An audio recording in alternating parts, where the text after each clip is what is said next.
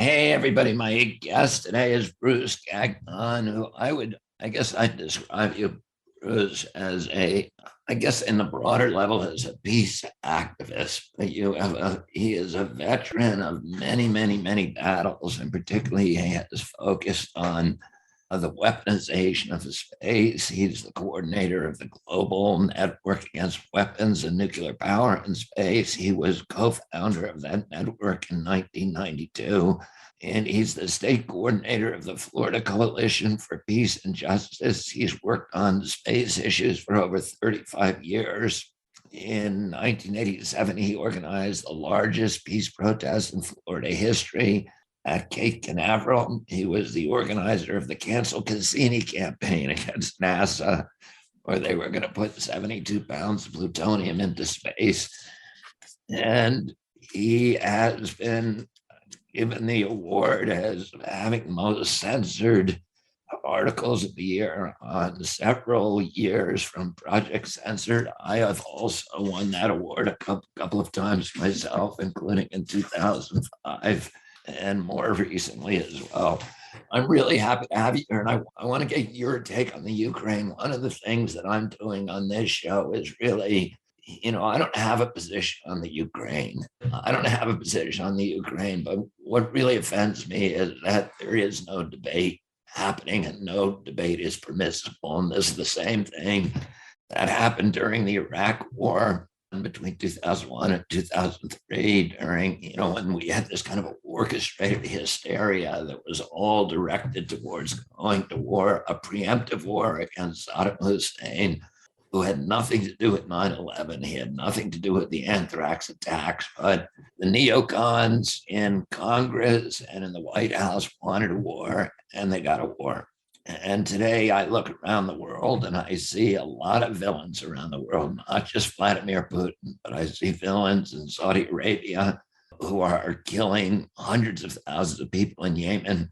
I see atrocities occurring in Somalia, in Ethiopia, in many, many other hotspots in the world. And I have to wonder about whether all of the things that we're being told on the national media, where there's no debate, there's no difference of opinion, everybody is operating within the same guardrails, whether it's CNN or Fox News. And so I've been inviting people onto this show who have different takes. And I really wanted to hear from you, Bruce, because you've spent a lot of years studying Vladimir Putin and this whole issue. So can you kind of summarize what your read on the current crisis is? Well, I think it's two things that jump out to me. Number one is climate change. Because of climate change, Russia, has the largest land border with the Arctic.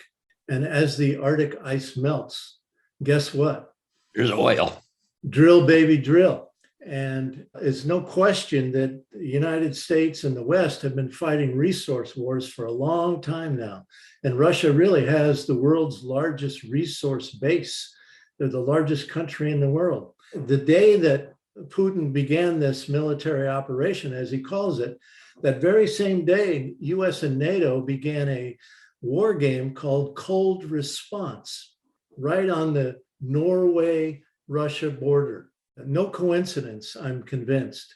So that's number one. I think the US wants to balkanize, break up Russia into smaller pieces.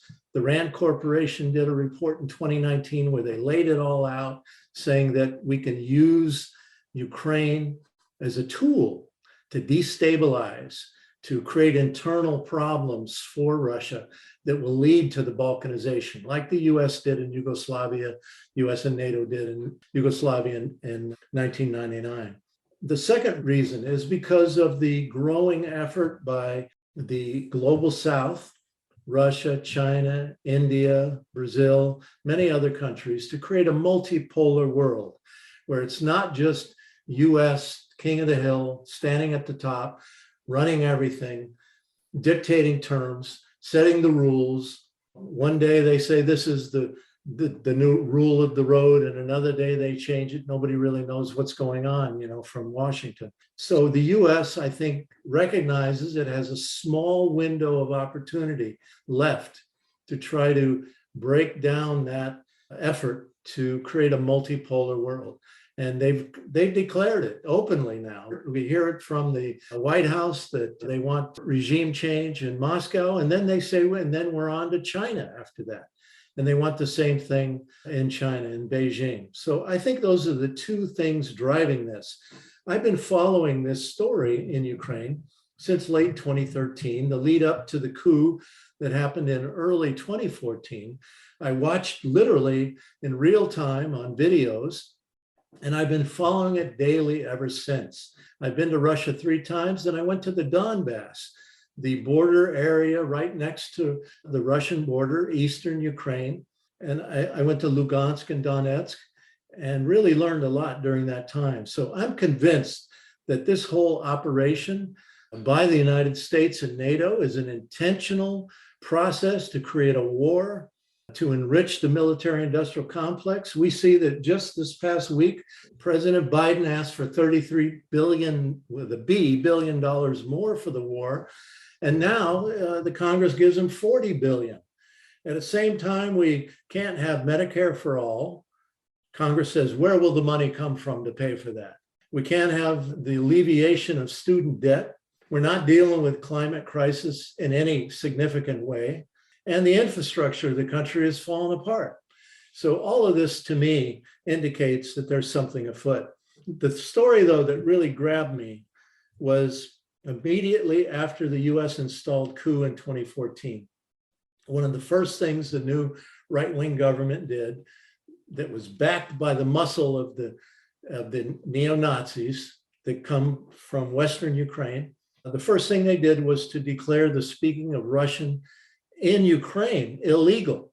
The people in Eastern Ukraine, again, Russian ethnic, right along the Russian border, began holding peaceful marches and referendum campaigns where they said, we want a federated Ukraine. They weren't saying we want to be part of Russia, we want to be separatists or anything else. We want a federated Ukraine where we can decide on our own language and we can elect our own local officials, our mayors, things like that, rather than have them appointed by Kiev. And so immediately, as they were doing that, the Nazi death squads, as I call them, came eastward.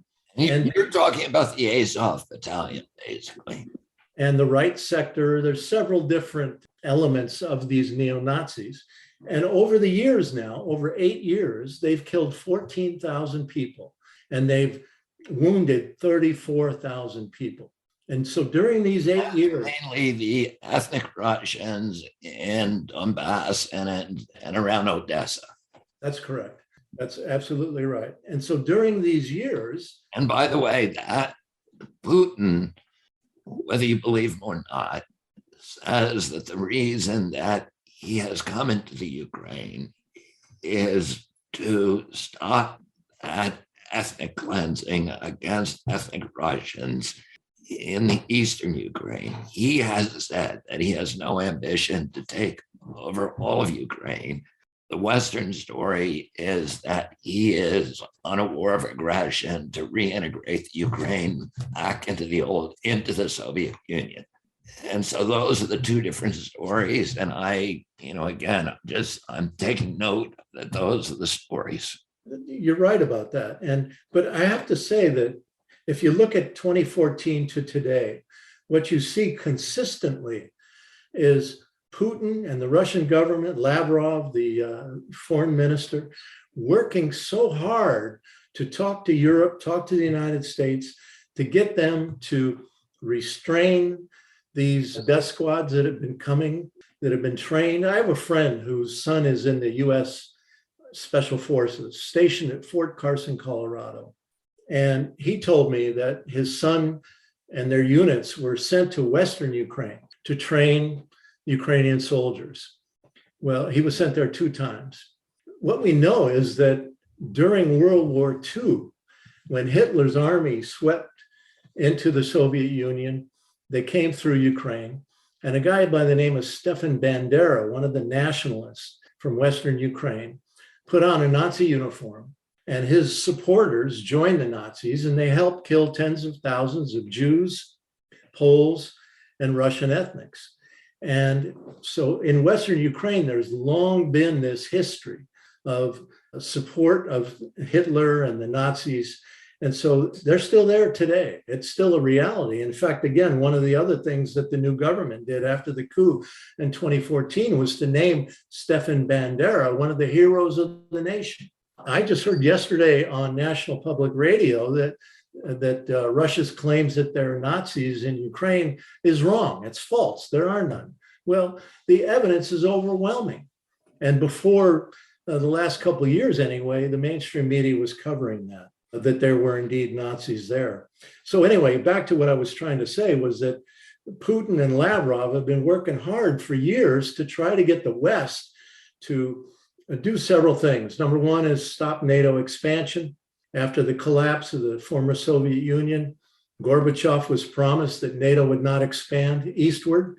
And it was during the Bill Clinton administration that he started what he called NATO enhancement, that is now on steroids today. NATO war games coming right up to the doorstep of Russia. Let me interrupt you, because the promise that you're talking about was a promise that was made by George Bush when he was president to Mikhail Gorbachev, who was about to dismantle the old Soviet Union and wanted, before he started that process, wanted a promise from George Bush that George Bush would not expand NATO into those former Soviet vassal states. And Bush made the statement famously that NATO would not move 1 inch to the east. And today, as a result of the process that was begun during the Clinton administration, NATO is now in 13 countries that are part of the former Soviet Union and has nuclear weapons, I believe, in some of them, or missiles at least. That's right. And so those are two issues that are really important to Russia. A third one is the United States has built missile launch facilities in Romania and Poland that can fire first strike attack, nuclear capable cruise missiles into Russia in a very short period of time. Essentially, a Cuban Missile Crisis in reverse. All right. How is Russia to respond to that? And when the NATO has these war games, both up in the Nordic region, especially up in Norway, again, bordering Russia, and in Eastern Europe, coming up to the Russian borders, after they leave, after the US NATO leave, they leave a lot of hardware at weapons depots that have been built in Poland and in Norway. So Russia sees this massive escalation and preparation for war right on their doorstep. Now, how would the United States respond if Russia or China were doing the equivalent and putting bases in Mexico or Canada? We'd go ballistic. What if they were holding war games right upon our borders? We would go ballistic. But when we do it to them, number one, they're not supposed to say anything about it. And number two, the American people don't hardly know anything about it at all. It's not reported in the corporate media. So over these last 8 years, Russia has been doing all kinds of shuttle diplomacy. They helped institute the Minsk agreements, an agreement that Ukraine signed, saying they would pull back their troops away from the Russian border, away from the Russian ethnic region of the Donbass. They would allow for federated Ukraine in Lugansk and Donetsk, in those areas. And they have never implemented those Minsk agreements whatsoever. They've essentially been ripped up and torn. There was Minsk I and Minsk II, neither of them ever implemented. In fact, it's kind of well known that the Nazis told Zelensky soon after he was elected, he ran on a campaign where he said he wanted to end the war. That's why he got most of his votes out of the Russian ethnic region. They were happy to hear somebody say that from in the government. But the Nazis threatened Zelensky with his life. By war, what do you mean? Do you mean the war by Western Ukraine militarized groups against the ethnic Russians in the Donbass? So a civil war. Yeah, exactly. Yeah. So Zelensky was threatened. So there we go. And so Like if you had to assign blame, how much would you assign to Putin and how much would you assign to the West? Well, let's imagine, you're Putin for a moment. You've been doing everything you can diplomatically, and it's been very public. I think anybody that has followed this at all has to acknowledge that Putin was meeting with Western European leaders over and over and over again, talking to them on the phone, talking to Biden. Lavrov was doing shuttle diplomacy like crazy. They didn't want a war. They didn't want it, but they knew it was coming. Let's face it, they could read the writing on the wall. They read that Rand Corporation study that I referred to earlier that lays the whole plan out. It was again published in 2019. I think that they did everything they could. I mean, I know some people in the peace movement say, well, why did Putin invade? Why didn't he just, talk? Why didn't he just diplomatically try to resolve this? Well, they haven't been following the situation so closely, and they don't know that he did. He's been trying this even before the coup in 2014 in Kiev, the 2007 Munich security conference that Putin went to, a very famous one. You can find the video on YouTube, where he essentially pleads with the West, give us security agreements. Let's return to negotiations for treaties. The United States had pulled out of the ABM treaty, the anti-ballistic missile treaty. They pulled out of the Intermediate Nuclear Forces Treaty, the INF Treaty. He's saying, let's return to these treaties. Let's have stable relations, stop NATO expansion. We can all get along. And sitting in the audience was John McCain and some other American leaders, and they were smirking at him. The camera zoomed in on the Americans there, and they were smirking at Putin. And his pleas were ignored all the way back to 2007. So I think this thing has been in motion for a long time, this balkanization, this breakup of Russia, because they want their resources. They want their oil, they want their natural gas, they want their minerals, they want their timber, and they don't want such a big, strong country around to stand up to the United States. Well, people who in the mainstream media, many of our leaders who are trying to do the right thing, we assume, what they will say is that Putin was fomenting a separatist movement in the Ukraine, dressing Russian troops as if they were Ukrainian military or putting them in civilian clothes, and fomenting a revolution and provoking the government in Kiev to retaliate in order to bring peace back to Donbass. So how do you respond to that? Well, after the coup in 2014, again, Victoria Nuland, the U.S. Ambassador Jeffrey Piot, the famous phone call where they said, F the EU, we're going to install who we want to install in the new government. After that coup, the new government said the speaking of Russian was illegal.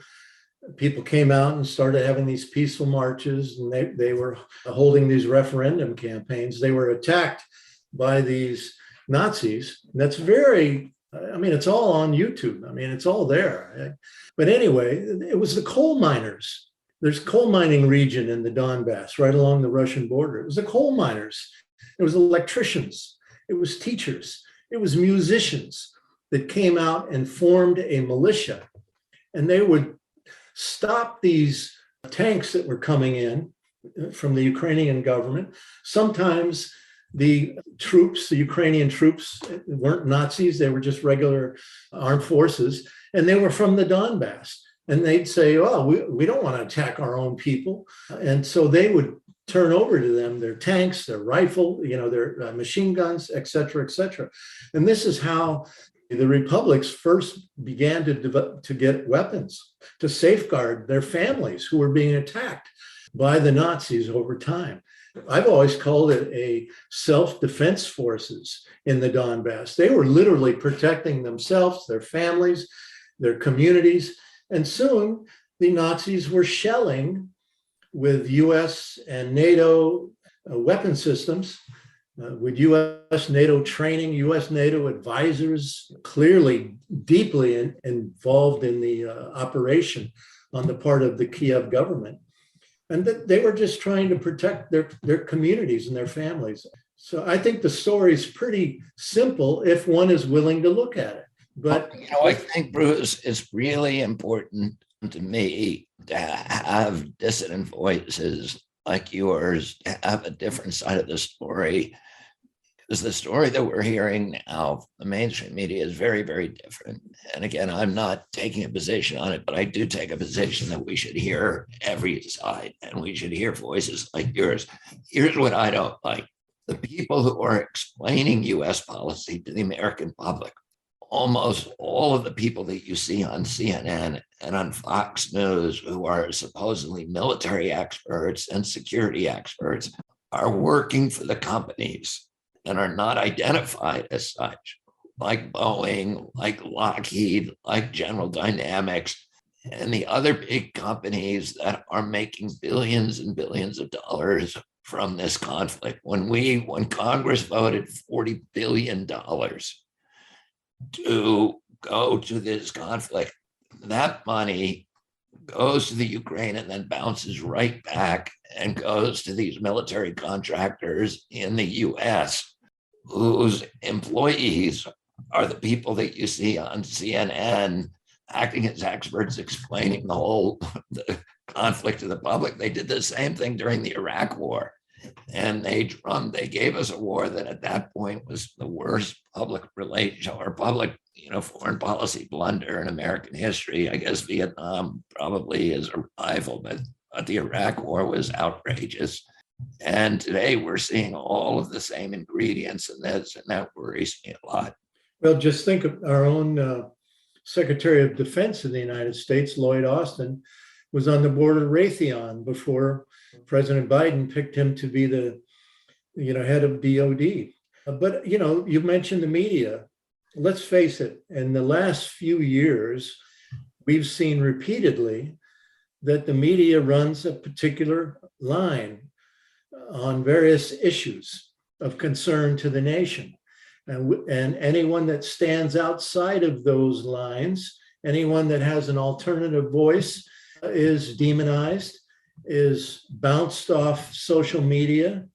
And that's where we are today. So what I see happening when it comes to the Ukraine war is very similar to what we've been experiencing on other issues in the last few years. I don't see much difference. You either play along with the line that comes out of Washington, or you are demonized as well. So that's where we are. And I hope that the American people are figuring it out. I've seen polling the last few days that say that increasingly high percentages of the American people do not support this US war. And people are not stupid. When they hear that Congress just appropriated $40 billion to give to Ukraine, which is losing in this war. I know we hear on the media that they're kicking Russia's ass, but it's not true. When that money could be used to deal with real serious issues we have in this country, I think people understand that. They see the writing on the wall. They saw what happened 20 years in Afghanistan. Yeah, and what I think people are beginning to understand that they are paying for the war. We are paying for the war, and we're paying for it because that $40 billion, which the US government does not have. They borrow that money from the Federal Reserve.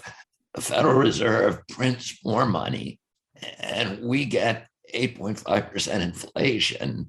That inflation, which is eating into the wealth of every middle class and working class American, is the tax that you are paying to finance General Dynamics and Raytheon and Boeing and all these other companies who are making billions on this war. You are paying for it. And you're paying for it not in a direct tax, but through inflation, which is a tax on the poor and the middle class. Exactly. And Europe, which is now being told that they have to buy US fracked gas, LNG gas, that's going to be shipped overseas at a much higher cost.